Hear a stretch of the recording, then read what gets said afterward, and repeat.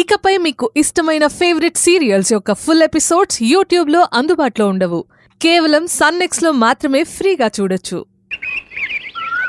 దివ్య, అమ్మా సుందరి వచ్చింది. పిన్ని, సుందరి రామ్మా, కూర్చో.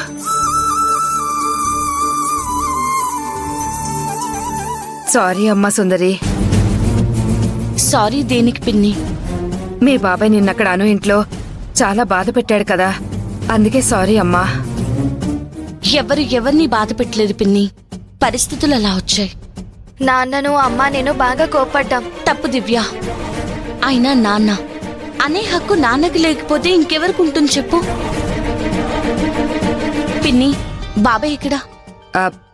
ఎక్కడికి వెళ్ళారో తెలియదమ్మా. ఆ అను పద్ధతి నాకేం నచ్చలేదు. తండ్రి ఫెయిర్ మెంటాలిటీ కాదు. అరే నువ్వు స్వీట్స్ పెడితే ఆమెకు గతి లేదంట. కొబ్బరి బెల్లం స్వీట్స్ గా తీసుకోవాలంట. ఇవా ఆమె తెలివితేటలు? నాకు చాలా కోపం వచ్చింది. కానీ నాన్న ముందు నోరు జారిన తప్పే అని కామ్గా ఉన్నాను. లేకపోతే అక్కడే ఆమె కథ అంతా చెప్పేదాన్ని. అను మన జీవితాల్లో కలకలం రేపుతోంది. ఈ విషయంలో మాత్రం నీ హెల్ప్ కావాలి.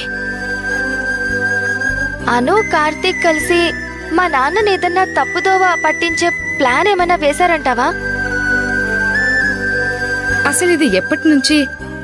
ఈ అనుని డాటర్ అని అనటం, ఈ దత్తత కంటే ముందు వీళ్ల పరిచయం నీకు కూడా తెలుసు కదా సుందరి.